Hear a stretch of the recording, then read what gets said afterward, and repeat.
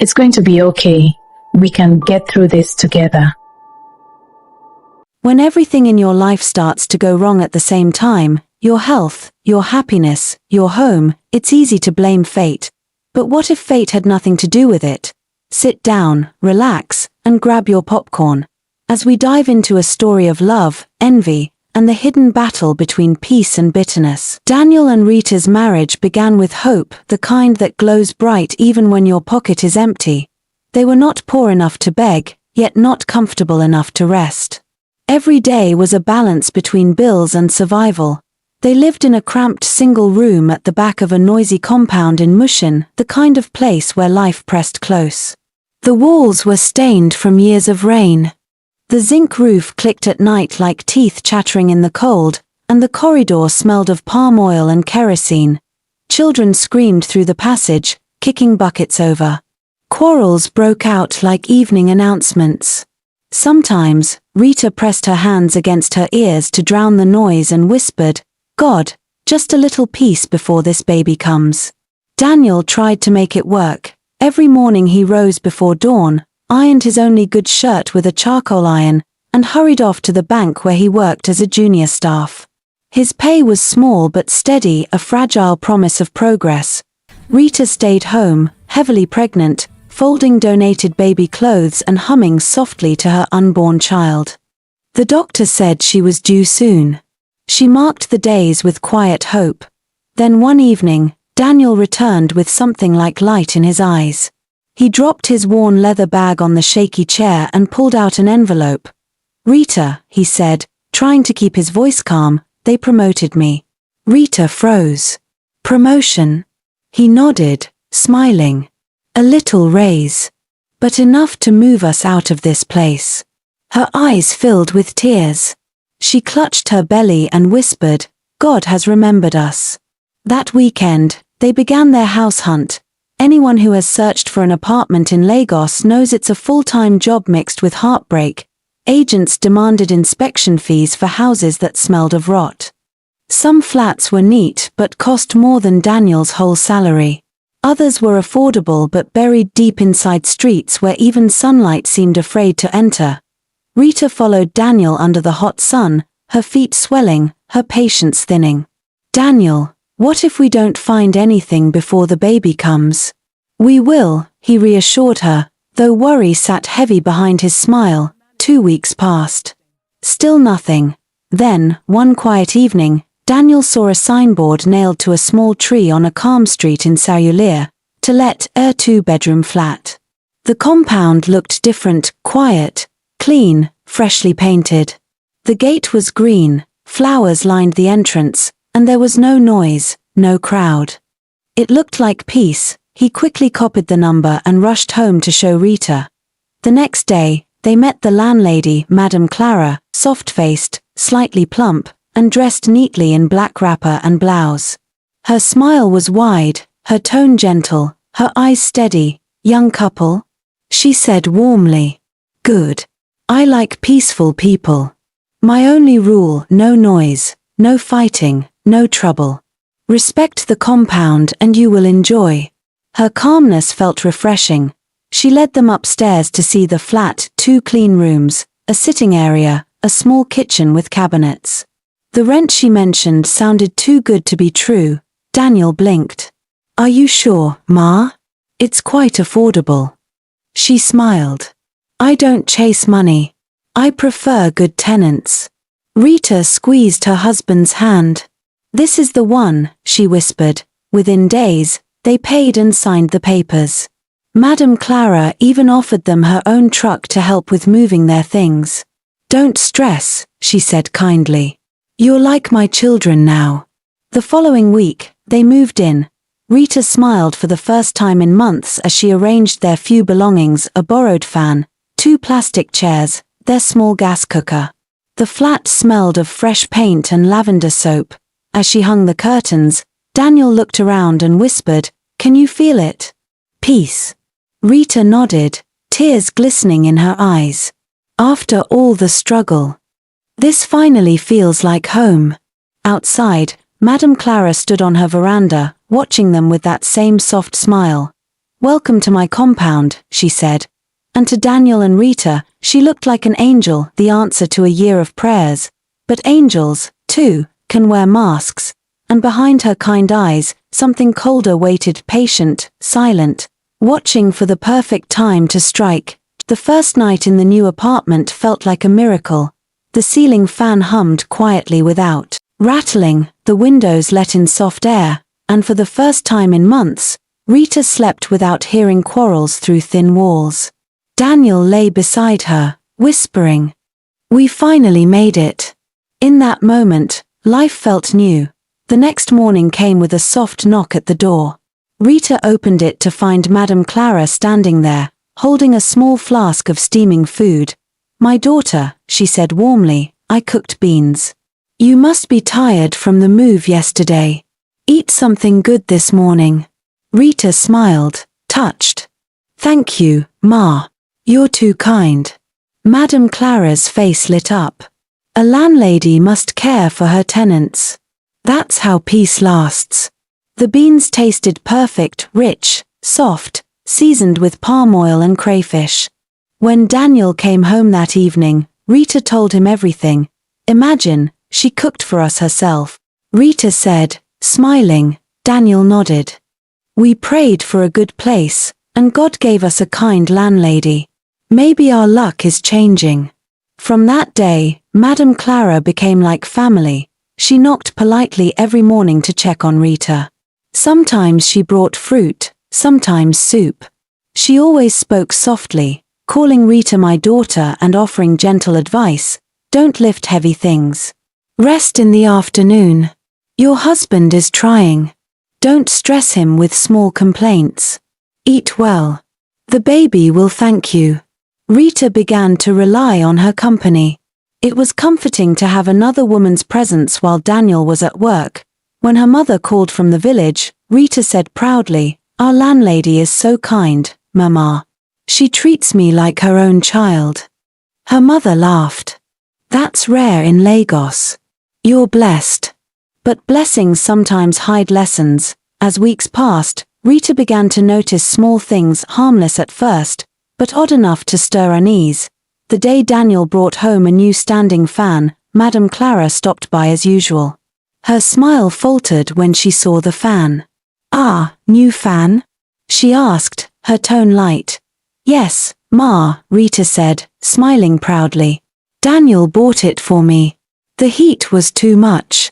Madame Clara's lips curved again, but her eyes didn't. "That's good. But don't spoil yourself too much. Comfort can make people lazy." Rita laughed it off, thinking nothing of it. But that night, when she told Daniel, his laughter faded halfway. Strange thing to say," he murmured. Then he shrugged. Maybe she was joking. Another day, Rita's friend Amora visited with a small gift, a bag of new baby clothes. They were bright and soft, wrapped neatly in pink paper. When Madame Clara stopped by later and saw them, she smiled, touched the clothes gently, and said, "Beautiful. You have good friends." But as she turned to leave, Rita caught a flicker in her expression, something cold, distant, unreadable. For a second, she thought she saw sadness, or was it envy? She couldn't tell. Weeks turned into months. The apartment stayed spotless, the compound peaceful, and Madame Clara's kindness never wavered. But beneath that calm, a strange heaviness began to creep into Rita's days. It started with small inconveniences. The tap near their flat suddenly stopped working, only theirs. When Daniel asked the plumber, he said, "Madam told me not to fix it yet."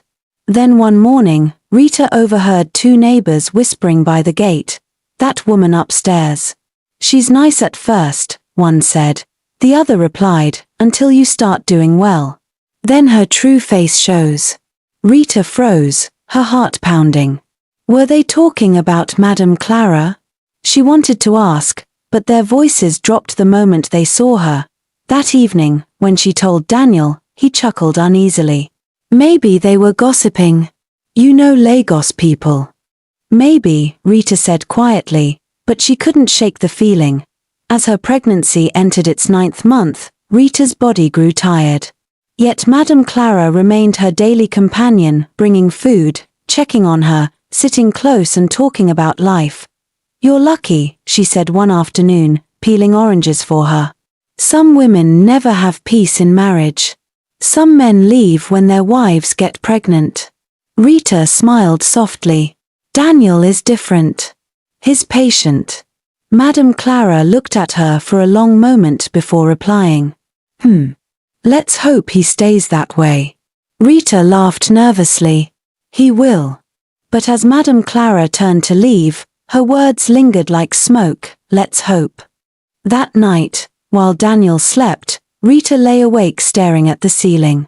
For the first time since moving in, she couldn't sleep. She didn't know why, but the room felt off. It was quiet, peaceful, too peaceful. And in that silence, her mind replayed every smile, every visit, every "my daughter." Something wasn't right, but she couldn't name it yet. Outside, under the faint glow of the corridor light, Madame Clara stood by her veranda, looking down at their door. Her face was calm, her lips still carrying that practiced smile. But her eyes were hard as stone, and as she whispered to herself, the words were soft but sharp, "Let's see how long their happiness lasts." By the time Rita's pregnancy reached 9 months, Daniel had memorized the road to the hospital like the back of his hand. He and Rita went for checkups twice a week, always returning with the same answer: "Everything is fine, just be patient." But patience was running thin, bills were piling up, and Rita's swollen body looked like it could no longer carry the weight of hope.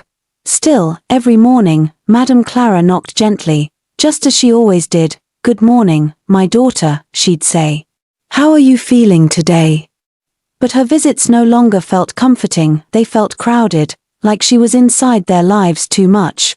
One afternoon, Daniel returned from work looking tired but cheerful.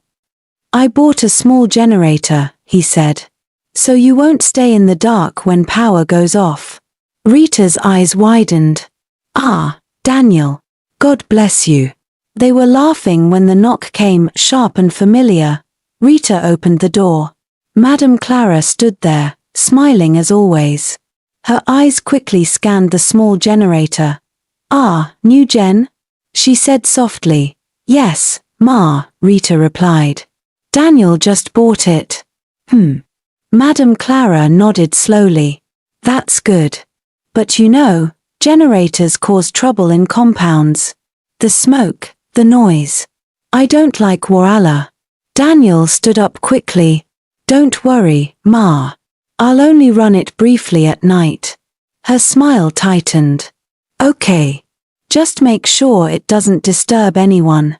That night, when Daniel started the generator, Daniel, it's too loud," she called out from her balcony. He switched it off immediately and muttered, "Sorry, Ma." The silence that followed was heavy and familiar, the same silence they'd once called peace. The next morning, Rita went to the tap to fetch water. But when she turned the handle, nothing came out. She tried the one downstairs, dry too. Madam, water don't finish?" she asked a neighbor who stood outside. But the neighbor winked and whispered quietly, "Only your side oh." She told the plumber to lock it. Rita frowned. "Why?" The woman shrugged. "Ask her." That evening, Rita mentioned it carefully. "Ma, I noticed the tap isn't running again." Madame Clara smiled, pretending to think. "Oh, maybe the plumber made a mistake. I'll tell him tomorrow." Days passed, and the tap remained dry. Rita stopped asking.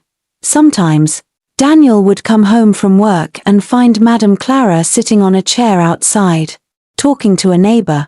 But each time he appeared, she stopped mid-sentence and smiled at him too quickly. Once, he overheard her saying, "Some people move into a new house and suddenly start forming rich. Life is funny." He didn't say a word, but that night, he told Rita, "I think we should be careful what we say around her." Rita nodded slowly. "I've noticed, too." As her delivery date stretched further, stress began to eat at them. Daniel's promotion money was gone, swallowed by hospital bills and house repairs he didn't remember agreeing to. Meanwhile, Rita's pregnancy dragged on unnaturally long, 10 months, then almost 11. She grew restless, anxious, afraid. Maybe God is testing us, she said one night, her voice breaking. Daniel held her close, whispering, "We'll be fine. Just a little more." But even as he said it, he wasn't sure, and outside, on the veranda, Madame Clara stood watching their window, her face lit faintly by moonlight. From her lips came a quiet sigh, the kind that sounded almost like satisfaction. The next day, Rita received a call from her friend Amora. "Rita, how are you? I miss you. I want to visit and bring you some food." "Oh, please come," Rita said eagerly. "I need company." But Amora never came. When Rita called again later that week, Amora's tone was cold. "Your landlady said you're not feeling well. She said I shouldn't stress you. She even said Daniel doesn't like too many visitors." Rita froze. "She told you that?" "Yes. Oh. I was already at your gate that day when she met me and told me to go back." Rita's hands shook. "Amora, that's not true." But the line went silent. That evening, Rita sat staring at the wall. "When Daniel came home," she said quietly, "she's turning people against us." He frowned. "Who?" Rita met his eyes. "Madame Clara." Daniel didn't respond immediately. He didn't want to accuse anyone without proof. But deep down, something in him had already shifted. He started noticing what he once ignored, the way Madame Clara's eyes lingered too long on their laughter, the way she arrived uninvited, the way peace never lasted long when she was around. That night, the compound was unusually quiet. The air felt thick, almost heavy. Rita sat brushing her hair, humming faintly, while Daniel scrolled through his phone, his mind elsewhere. Then, from nowhere, a faint rustle, something sliding softly across the floor. Rita stopped mid-stroke. "Daniel! What was that?" He looked toward the door. A small folded paper lay just beneath it. As if someone had pushed it in silently, Daniel rose, picked it up, and unfolded it. In uneven, hurried handwriting were 5 words that froze his blood: "Leave this house before it's too late." No name. No explanation. Just those words. He rushed to the door, yanked it open, but the corridor was empty. The yellow bulb above flickered weakly, shadows stretching along the narrow passage.